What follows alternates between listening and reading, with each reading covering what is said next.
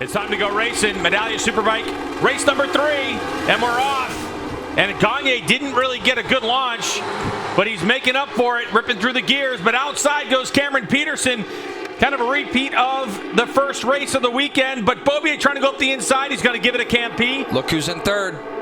Josh Herrin in third.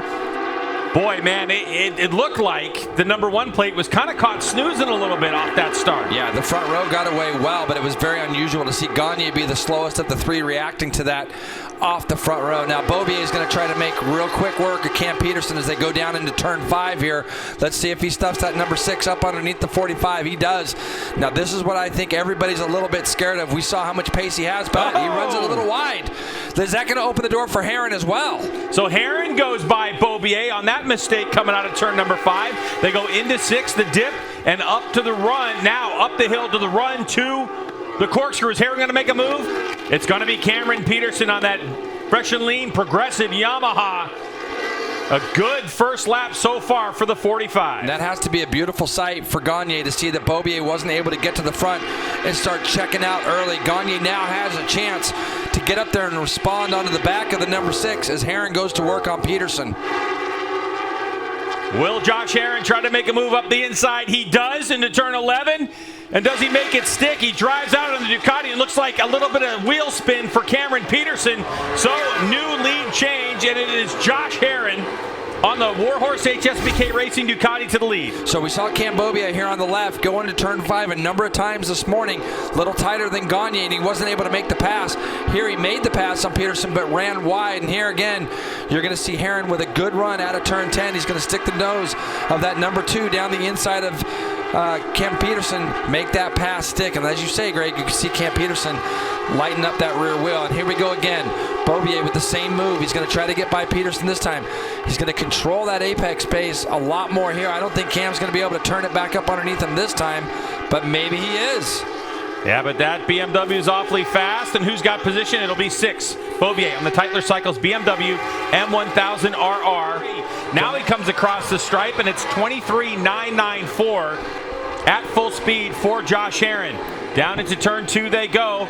Spread out for the moment. There's PJ Jacobson, Tytler Cycles BMW. He's all over the back of Jake Gagne, who seems to be compared to race number 2 of the weekend on the struggle bus. You almost wonder if they made a change on that motorcycle, and the thing is we don't have time, right? There's no sessions prior to this, so you almost wonder, Greg, if they made a change to that bike and Gagne just isn't that comfortable with it, that we've seen him jump into the 24s as Herrin. So again, you look at Gagne, he's committed at this point, and he's trying to let go of the lever, but he doesn't want to let go of the lever because he's going to run a little bit wide on some of that newer pavement, and we've seen some guys, when they get a little bit offline here, lose the front, so Gagne had to protect in the pass. I like the fact that he's trusting his board. He knows he's going to have +1.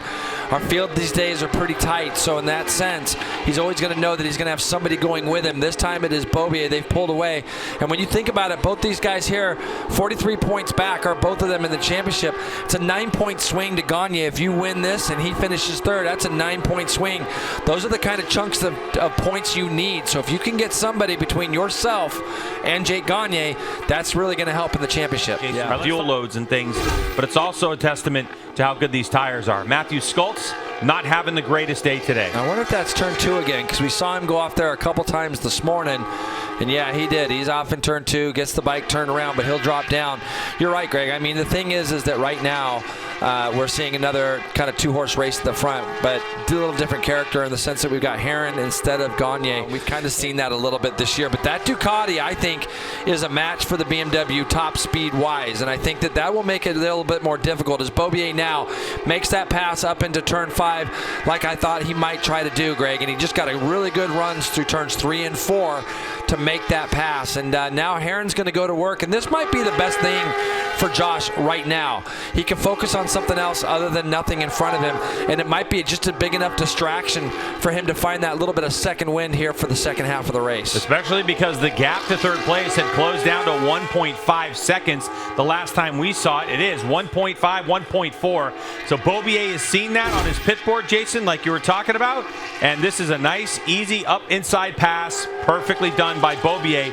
So now maybe Herrin needs that little bit of a carrot to try to separate themselves from the advances of Jake Gagne, who is on the move forward. Yeah, sometimes that distraction of having a guy in front of you can take away some of the thoughts about some of the pain you might be in, and your body just starts to kind of react to what the guy in front of you is doing. And for Herrin right now, he's going to do everything he can to hold on, because the number one right here just ran the fastest lap of our race, Greg. As the fuel load goes down, or even as the tire wear gets more, Herrin is going to take a dive up the inside of Beaubier, and right now Gagne is loving this behind. As you see, Cam gets a little bit loose. I don't think that BMW will be able to go back by Herrin, and this is what I said at the beginning. Herrin will always fight back, and that's what we love about him. And Josh didn't lose a ton of time, because he just went his fastest lap of the race at a 1:23.694. Beaubier trying to get on the gas, but there's more spin than we've seen out of that BMW. So we have Ducati versus BMW versus Yamaha, and this is the championship right here. 1, 2, 3 in the battle, with the number one plate in the driver's seat in the championship, trying to make up more points on these two. Down the inside of these turns. Josh Herrin trying to grit his teeth. There's opportunities for Cameron Beaubier. He looks up the inside. He can't get it done. Now into turn 10 they go. Another spot that's really sketchy to pass. It's been done in the past, not this time. Now another opportunity as we go to the final lap of this race. Beaubier setting him up. He's on to braking. He sends it sideways. He gets it done. He parks both of them. Now he's going to get on the drive. The question is, does Herrin have a good run at him? So they'll come across the line. It'll be Beaubier who's credited with the lap.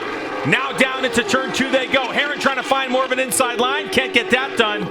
Well, if Beaubier's been saving anything, Jason, it's all time to throw it on the table. Well, I said he was going to have to park him in turn 11, but the other thing, too, is if you watch Herrin, when he went down into turn 2, he just can't get his body in the position that he would normally be in to brake as deep as he can, because we know this kid will fire right back.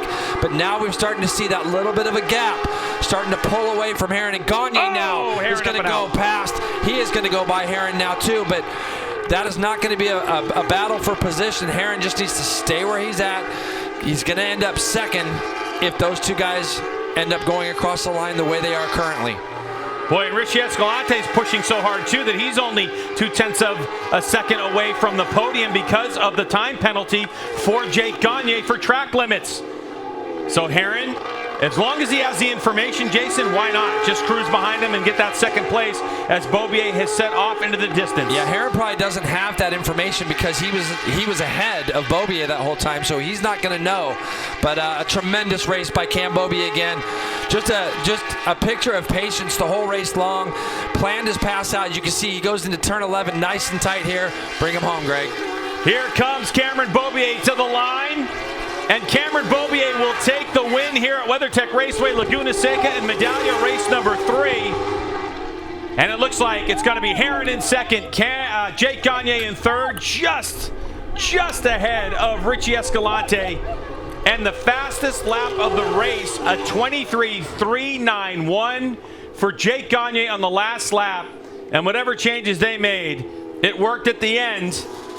But unfortunately for Gagne, he'll be credited as third for that 2-second penalty. Boy, and Richie Escalante on that Vision Wheel M4X Star Suzuki comes up 0.6 of a second short of that podium. He's going to get it before the end of the year for sure.